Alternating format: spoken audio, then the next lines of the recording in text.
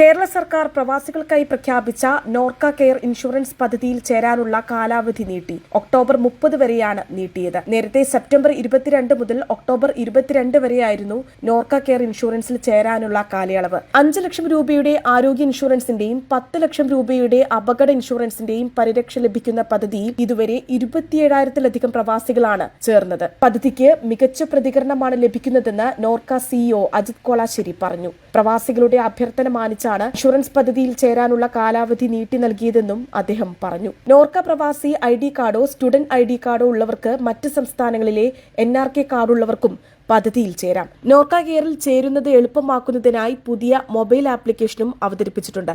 Google play സ്റ്റോറിൽ നിന്നും apple app സ്റ്റോറിൽ നിന്നും ആപ്പ് ഡൗൺലോഡ് ചെയ്യാം. പദ്ധതി പ്രകാരം ഭർത്താവും ഭാര്യയും 25 വയസ്സിന് താഴെയുള്ള 2 കുട്ടികളും അടങ്ങുന്ന ഒരു കുടുംബത്തിന് 13,411 രൂപയാണ് പ്രീമിയം വരുന്നത്. കേരളത്തിലെ 500-ലധികം ആശുപത്രികളിലും ഇന്ത്യയിലെ 16,000-ഓളം ആശുപത്രികളിലും ചികിത്സ ഉറപ്പാക്കുന്നതാണ് പദ്ധതി. പോളിസി എടുത്ത ശേഷം തിരികെ വരുന്ന പ്രവാസികൾക്കും പദ്ധതിയിൽ തുടരാവുന്നതാണ്. നോർക്ക കെയറിന്റെ ഭാഗമായാൽ നവംബർ 1 മുതൽ പ്രവാസി മലയാളികൾക്ക് ഇൻഷുറൻസ് പരിരക്ഷ ലഭ്യമാകും.